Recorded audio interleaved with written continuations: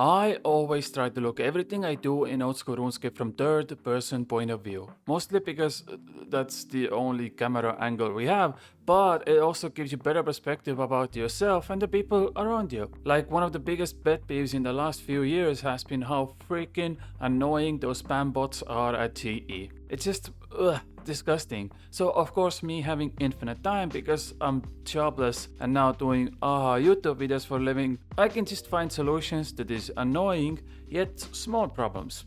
And I did. And it's called the chat filter plugin. Here is how Word2 looked before the plugin was activated, and here is how it looks afterwards. It's like taking out trash with a click of a button. And that made me think, what other quality of life improvements or just general fun facts there are in old school RuneScape that can make your life either easier or just give you a small aha in this cloudy day. So if you're allergic to old school RuneScape facts, I highly recommend you get your EpiPen out because I'm going full in on this bad boy. Let's get started. Firstly, we have a luring method. Now I don't condone luring as it's a cheap way to ruin someone else's day, but this is one of the oldest and most brutal luring methods I have ever seen, and it still works to this day. There used to be an interesting method of luring back in the day with an item called Karam. The item is used in Pirate's Treasure Quest. You have to smuggle that item in a banana crate to the mainland, and every time you teleport, use shipping transportation, trying to bank it or any other methods, the Karam will destroy in your inventory. So for instance, if you bring it to Tsar City, it explodes and deals 1 damage to you due to high temperatures in the volcano. In the early days of RuneScape before the GE, players tried to lure rich level 3 skillers of RuneScape forums to buy and sell goodies in the Tsar City. Scammers would offer a slightly better rate of buying items than you would get in Varrock or Falador because, you had to run to the Tsar City to trade. When the level 3 skillers accepted and said they are on their way, the buyer then asked the skiller to go pick up 10 Karamjarams from the bar since it was on the way anyways, and they needed it for a quest. Side note, there wasn't any quest that required 10 Karamjarams, but people didn't know that decade ago. Of course, promising to pay premium prices for those Karamjarams. It was conveniently in the way of getting into the Tsar City, and most skillers fell for the bait. When the skillers, however, entered the cave, they were automatically hit for 10 plus damage since all bottles in their inventory would do a single damage. And the scammer just picked up all the loot that was left on the ground. The items back then appeared instantly and many players lost millions of GP to the scam, and it still exists in old school RuneScape to this day. Rest in peace all that lured money. Tip number 2, cows cannot die to poison damage in old school RuneScape because there is a weird mechanic where if an NPC has a chat dialogue, it takes priority over every other action. So whenever a cow says moo, the game code makes the moo tick timer disrupt the poison damage timer, which means cows are technically immune to poison and venom. It works the same with chickens, but there is another hidden mechanic where if a chicken has an NPC dialogue, squawk, I don't know how to chicken, I'm sorry. They spawn an egg under them, so what you can do is poison or venom a chicken. The game makes chicken dialogue prioritize over poison and venom, and when it hits, it instead spawns an egg.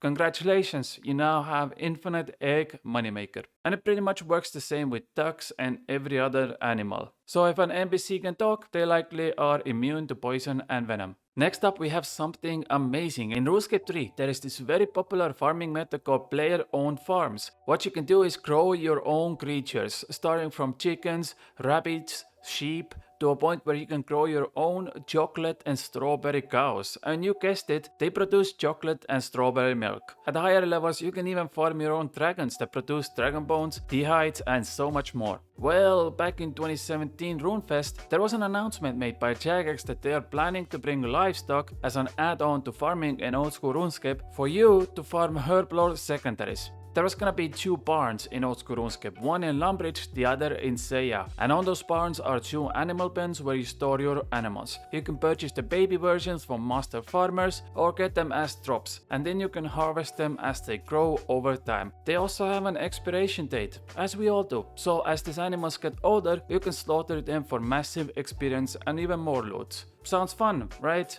Well, it was announced 5 years ago with this thought out plan, and then Jagex went completely silent on it, and we haven't heard a single update on it since then. Yeah, Jagex tends to do that with their updates. I went over all the ideas in Gillenor Cassette, Game Jams, Roomfest, and I kid you not, I found around 30 updates that Jagex has talked about that has never seen the light of day. Best we can do is hope.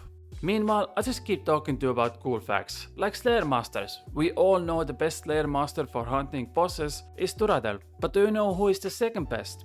Neve? Nope. Konar? Nope. It's actually Spria, the lowest Slayer Master in the game. She has multitude of easy tasks that work as bosses. So if you're looking to chill and also do some bossing while gaining Slayer experience, Spria is actually a very good option to boost your Slayer points while also getting good loot. Ironically, she also gives you bird tasks which allow you to use imbued Slayer Helm while jumpy bird hunting. Okay, let's do a speedrun of fun facts. Number 1. The mysterious old man you see during random events actually lives in OSRS. He lives upstairs in the most western house in Falador. You can talk to a guy in Dark Wizard's tower and he will teleport you straight next to Sanari's house. It's very useful for early game methods for clue steps, and it's faster to use this method than running from Lumbridge in certain cases.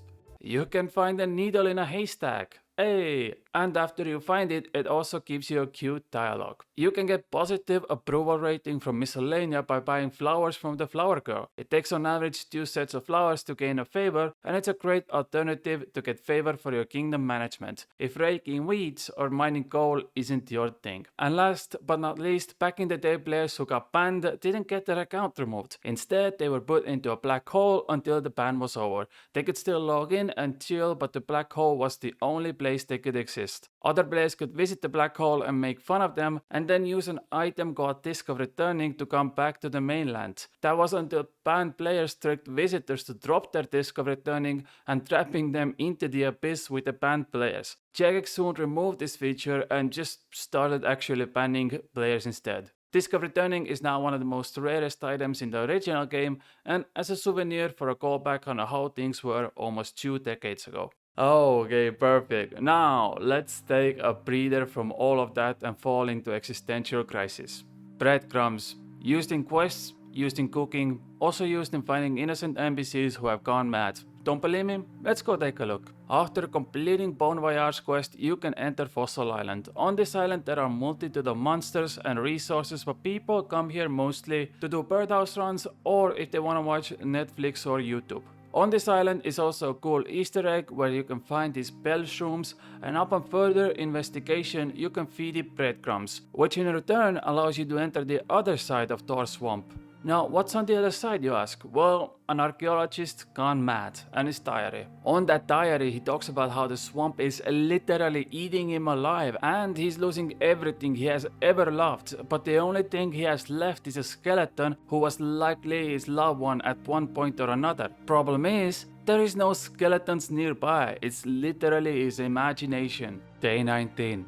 It's fine though, everything is fine. Skelly over there is keeping me company, day in, day out, never leaving my side. Day 23. Skelly is angry with me, and I don't know why. I snapped at him earlier, and my mind is slowly deteriorating. The swamp is evil. I just want it to stop.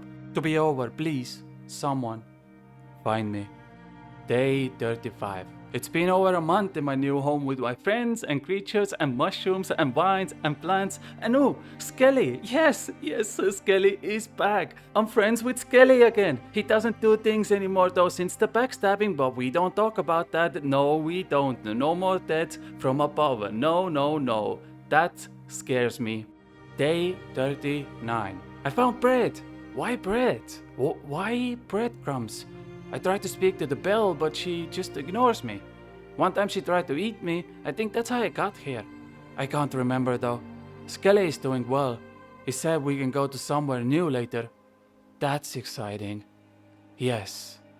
Very, very exciting. Day 47. Where's Skelly?